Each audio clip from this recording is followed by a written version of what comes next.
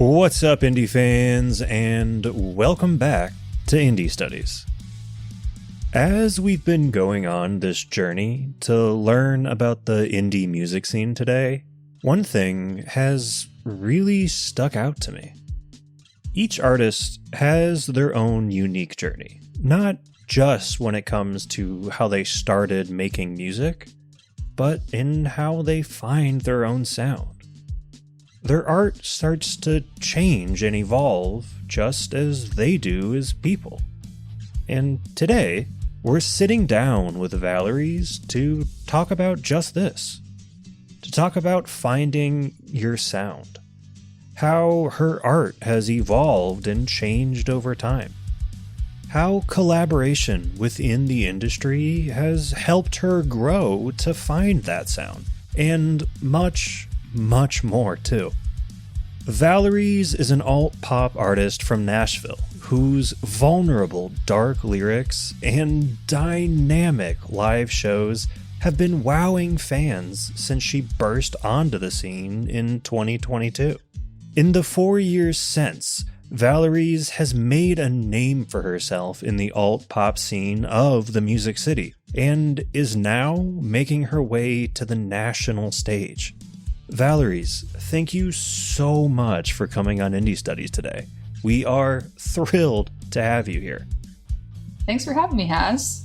Of course. We're so excited that you're here. I think we should go ahead and start with just a little bit about you and your story. What was that moment when you first fell in love with music? Yeah, so I have written for fun probably since like middle school. Was very shy when it came to singing and actually performing on my own, just because I don't mind the entertainment aspect of things, or didn't, but I thought it was so vulnerable putting yourself in a position of singing. So that really didn't get introduced until a lot later when I took a songwriting class in college and we had to perform the songs. So that kind of pushed me to actually exploring, like pursuing being an artist rather than just a backseat songwriter. That was like in 2020, maybe 2019. Awesome. What was it about that class that sort of pushed you into like finally taking this leap to be front and center and not just writing in the studio? I mean, I think it's just encouragement by people. It's really easy to be in your head and second guess your like abilities. And our final project was presenting a demo that we made, and a well-known producer in town came in and he singled several people out, but he singled me out, and he was like, you should just try to do the thing. He was like, if you're afraid of performing, post on your website, tour dates TBD, and maybe you never have tour dates, but you should put the stuff out and you should try it. And like that and other professors and friends just being like, do it, made me kind of reconsider. I knew that they weren't lying, so I was like, it's not going to hurt to just try it. And yeah, so all that to say, words of affirmation can go a really long way and change somebody's career path entirely. So don't hold back a compliment. Hell yes, couldn't agree more. What was that feeling like when you did still put that first song out, though? I mean, you've had all this support. Was it still kind of terrifying putting those first songs out? It wasn't terrifying. It's always felt really good. I've loved the process of, like, I work very, very closely with producers. So I can bring in this like acoustic demo and present it to a producer, and they completely like use all their resources to turn it into a pop song. Like the whole process of evolving a song is super fun to me.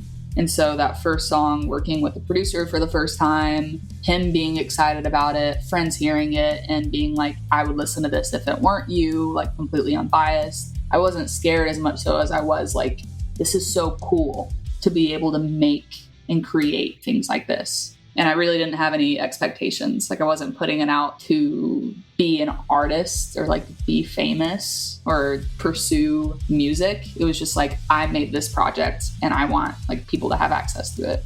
So yeah, that's awesome.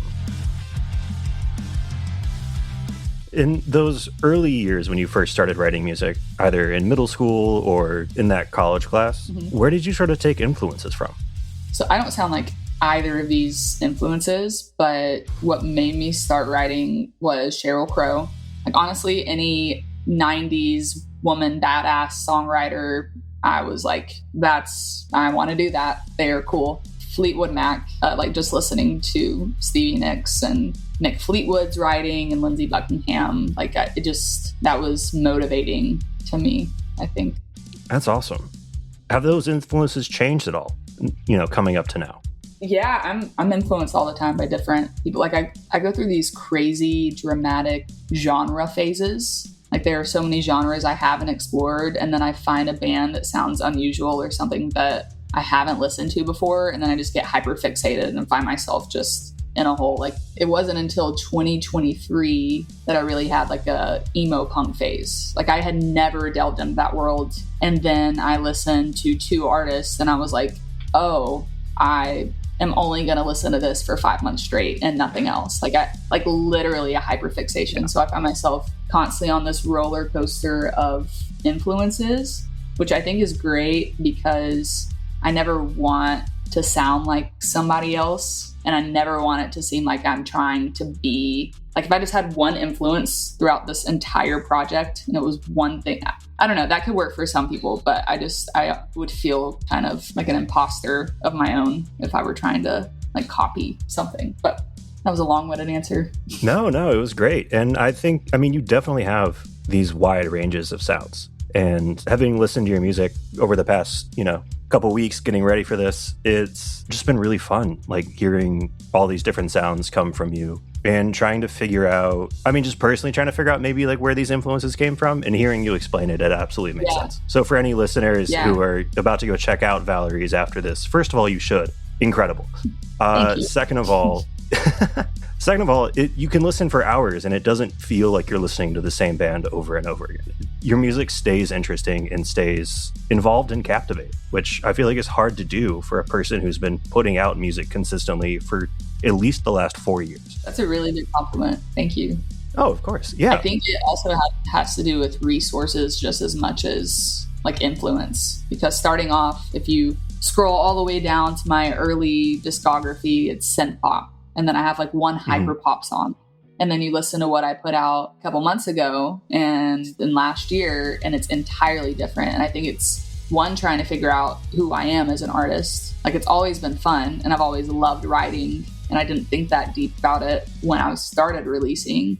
But throughout the whole like process, I'm like, oh, you kind of do have to like know who you want to be as an artist. Like you don't have to be so, I guess, confined or restricted to a genre, but you do need to know what's sustainable. And I think over time I figured out, to generalize it, it's like alt pop. Like I will always be this alternative artist. And in the beginning, I only had a guitar and I was so limited to just playing guitar and giving it to whichever producer would craft it into something else. And I was heavily working with somebody who was so talented in the synth pop world and who was getting excited about hyperpop. And I was like, oh, well, I'm hyper fixated on hyperpop right now. Why not do that? But that's not Valerie's. Like I enjoy listening to it, but that's not me. That's not my identity. So I think over time I've gotten excited about, like I've just learned a lot more about myself in like the soundscape, I guess. So the past couple songs, like Haley, to name one of them, I Can't Wait, the songs I don't have out yet, like I felt the most me in writing this stuff and the most excited. So that's great. Haley is incredible, and we're going to dive a little deeper into that in a minute. But yeah, I don't know. I'm just a fan of all your stuff. Thank you. That collaborative process, though, is something I'm really interested in. How has that sort of changed and evolved now that you've sort of found your genre and your sound better now than you did in the early days? Yeah, each write is very different. Like sometimes I'll go in and we'll sit there and we'll be like, you want to start something from scratch? Like no premeditated thoughts or ideas going into it. Other times I'll bring in a demo that I've made either on my guitar or on Splice. And I'm like, usually I come in with a lyric and melody idea and I kind of take the reins there. What I really like about working with the producer is having that freedom in the lyric and melody department, and them, me kind of playing like a creative director role, but them driving the whole production and mix side of things. Yeah, it really depends. Like most recently, I've written a lot with other talented writers, like there being a producer in the room and then writers being in a room. And that has been challenging, but also really rewarding too, because it's challenging for me to write with somebody like finding a rhythm and writing lyrics that is just, it's hard, but very fun. So yeah, just every write looks different. Every collaboration is entirely different than the last. That makes sense. I get that. Through those collaborations and all those different write processes, there still comes a time when you have to decide that the song is finished. Mm-hmm. How do you end up making that decision? What finally seals it as, yeah, this one's ready to go for you?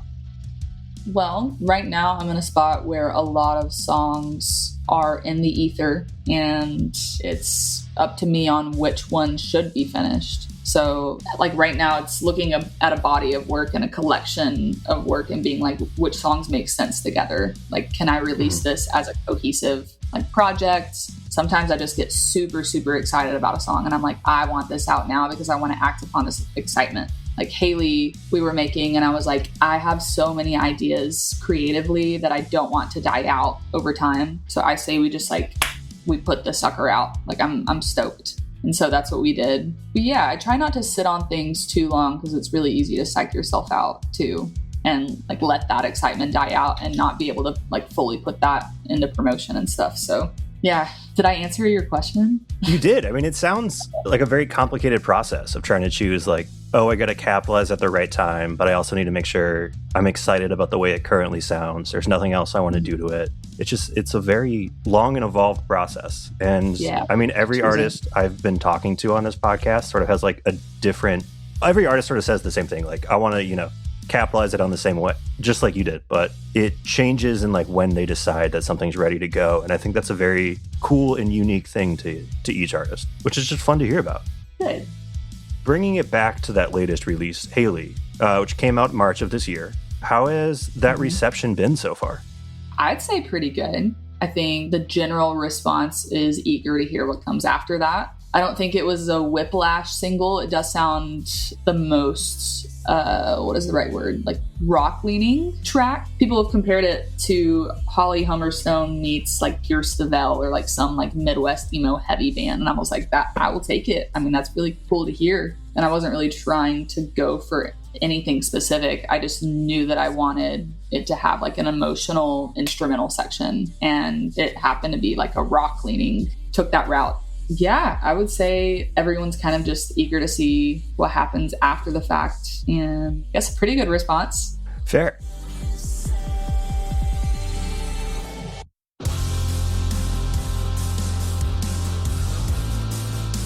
Haley is an incredibly emotionally vulnerable song, both in that musical content, like you just mentioned, and your lyrical content too, which is nothing new for your music. What is it like just kind of pouring your heart into a song and being so open in that way through your art? Honestly, I find it easier than like trying to write a happy song. So I usually turn to writing on my own whenever I feel like something's out of my control or I am feeling heavy about something and I don't really know what to do with all the emotions that I'm feeling. So I just put it into music. So that's all I really know how to do, which is also going back to the writing process. It's why it's so great writing with other people, because I'm like, guys, I don't only want to write like sad, depressing, out of my control lyrics. But yeah, it's a fine line of me writing about my own personal experiences and also wanting to generalize them enough to where it's still something that I identify with and I still like totally resonate with, but also I don't want people to listen to my music and be picturing me going through something. I want people to put themselves in what they hear. So I never mind being vulnerable or sad girl or anything else, but my hope in releasing music is that people find bits of themselves in it, which is why I think it might be easier for me to be quote unquote vulnerable in that writing.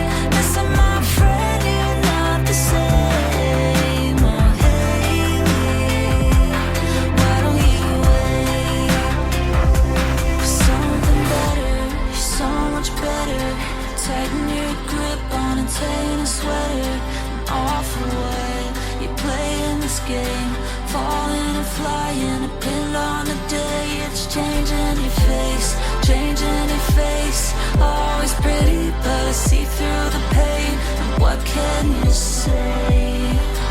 What can you say?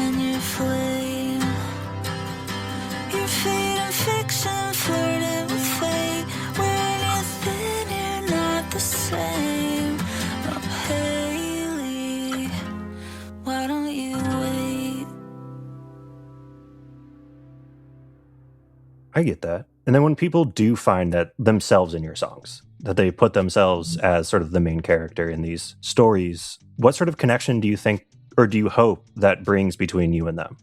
So it's interesting because I write out of a place of hopelessness and out of my control. So it's not like people are listening and they're like, I feel so great after listening now. But at the same time, I do get that response because it's like, oh, you feel that too? Like, oh, I'm not the only one that feels absolutely insane in this situation. Okay, great. So while all songs of mine might not have like a happy ending, it's like people find themselves and know that this is going to sound like cheesy, but like they're not alone in feeling those feelings. So I guess that's my hope for the sad ones, at least. The upbeat ones, I just want people to have, like, I want car karaoke for people. I want people to like have the time of their lives listening to songs that get them amped. So it's a mixture of emotional, vulnerable, and just like, I don't care who's watching, I'm going to headbang type of music. So that's my hopes.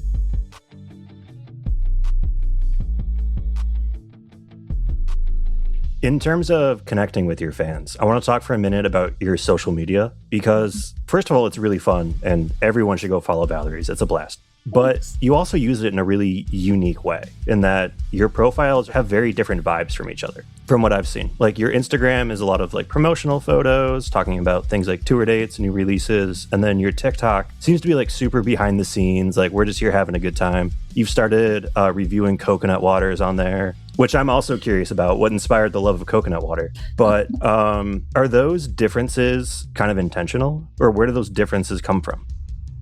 I'm trying to be authentic.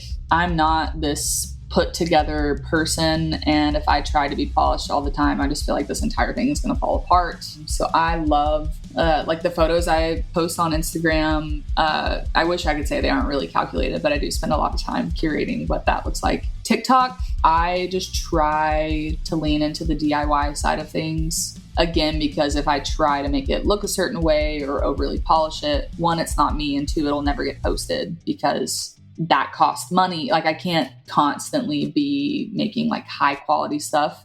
What can I make though? I have an iPhone and I have a lot of photos, a lot of content from like shows in the past and stuff. So I'm going to utilize that. And then in the past, I did a lot of like pranks in public. I really don't mind humiliating myself in public. You know, like do it for the Vine energy. But I kind of pump the brakes on that just a little bit because I don't want people to be confused as to like whether or not I'm an influencer who pranks people or an artist. And unfortunately, a lot of the prank videos got traction. Like one, Jamie Lee Curtis reposted one of them even. Like what? They did really, yeah, no, it was incredible. They did great, but I just didn't want to confuse people, and I was confusing myself with the brand too. So you may see those just because they're so much fun. But yeah, my TikTok's kind of just chaotic, but so am I. There you go. I'll say it's chaotic in a very fun way. Thanks. Usually today, we listen and interact with artists online first, like finding them on social media or a friend using a sound in an Instagram story. But I think I speak for basically all music lovers when I say that a concert is where we want to be, and live performances are still our favorite ways to listen to artists. What's it like for you being up on stage? May that never die. Oh, I hope not. Yeah. Being on stage has been, my perception of that has changed drastically over the past couple of years. I used to have major stage fright, a lot of nerves that would come out in vocals and probably my stage presence. And now I think the confidence just came from, one, owning the music that I was performing, having a more concise vision for the project. But now it's just a lot of fun. It's a ton of fun. And I think it's because I know when I'm up there, or I hope when I'm up there, I could just be hypnotizing myself and thinking this, but regardless of whether or not the people in the audience know my music, they're going to have a good time. That's my goal. So it's just kind of a different outlook on it. And it's so much freaking fun. I cannot wait to get back on the stage. I think we're all excited for you to be back out there. What sort of vibes or atmosphere are you trying to bring to a show or curate from your audience? I just want people to have fun. I want people to leave being I'm glad I actually went out tonight and didn't stay home. I don't regret this decision, which is a repeat answer of what I just said. But yeah, I just want people to have a good time and show them music they haven't heard that they like. So that's always the goal. Does that sort of pursuit of giving people a good time, is that what drives you to keep putting out new music and keep getting out there on tour? Or is there something else within you that's I need to do more, I need to do better, I need to do bigger than the last song, than the last tour? Yeah. Right now I'm still so baby. I've done this for years, but there are so many people who don't have any idea who I am at all. So I think what drives me now is I'm working 2 other jobs in addition to doing the music thing. So my motivator now is trying to work towards making music my full-time job. And the only way I can do that is if I'm putting myself out there in states like Raleigh, North Carolina, which I haven't performed in yet. Please come. That is on the near horizon, Haz, I promise you. Okay. But I know it's important to play markets that you haven't ever played before, and you might get 20 or 30 people in a room, but it's so important to do that to have better opportunities. So my driver right now is just working towards making this a sustainable career. And of course, the audience is not neglected in that by any means, but you get what I'm saying. I do. What do you think that sustainability looks like?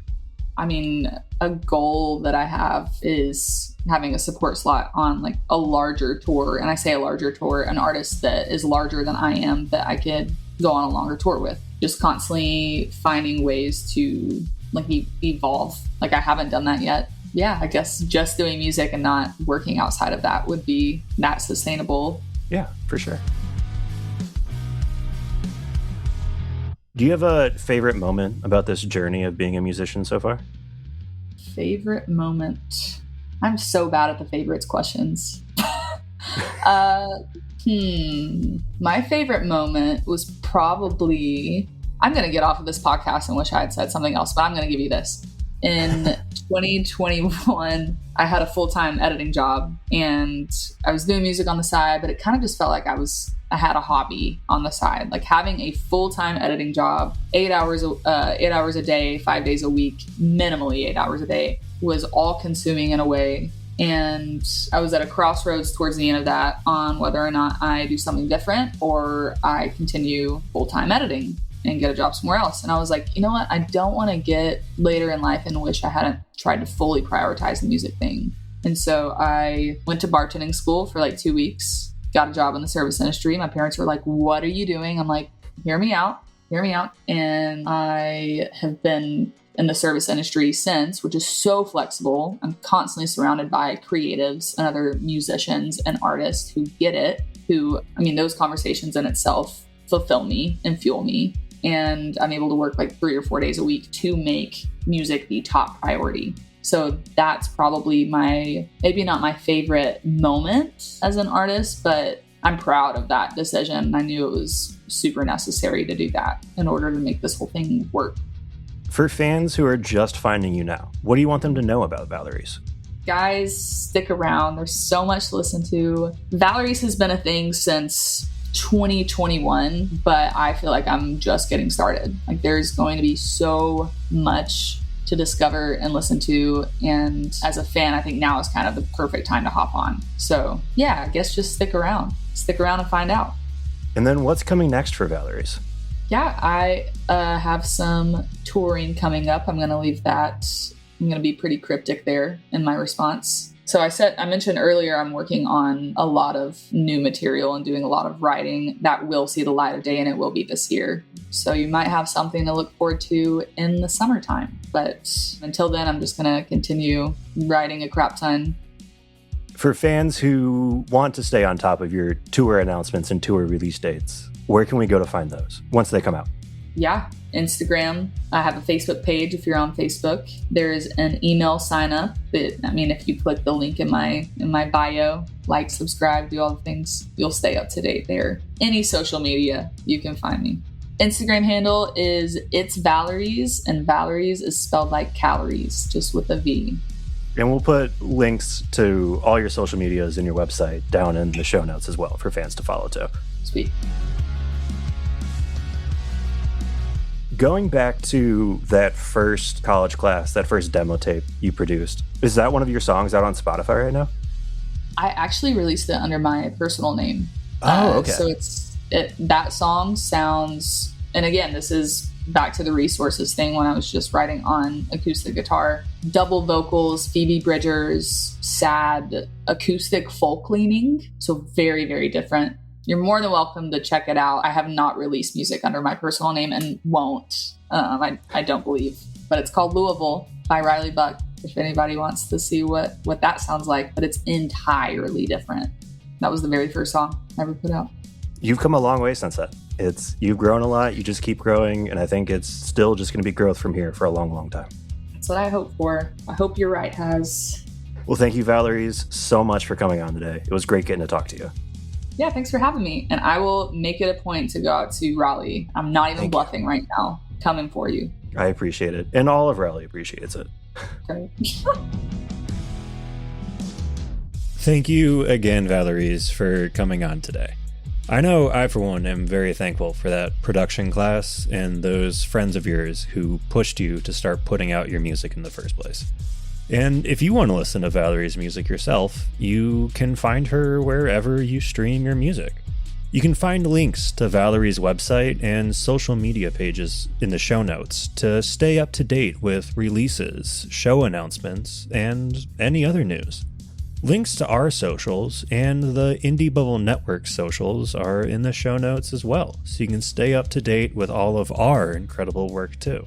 And as always, thank you for listening, and we'll see you next time on Indie Studies. Oh, wait, just 1 second. Do y'all remember earlier on in the episode when Valerie's was saying that she's got some new music coming out soon? Well, we've got a little teaser for you guys.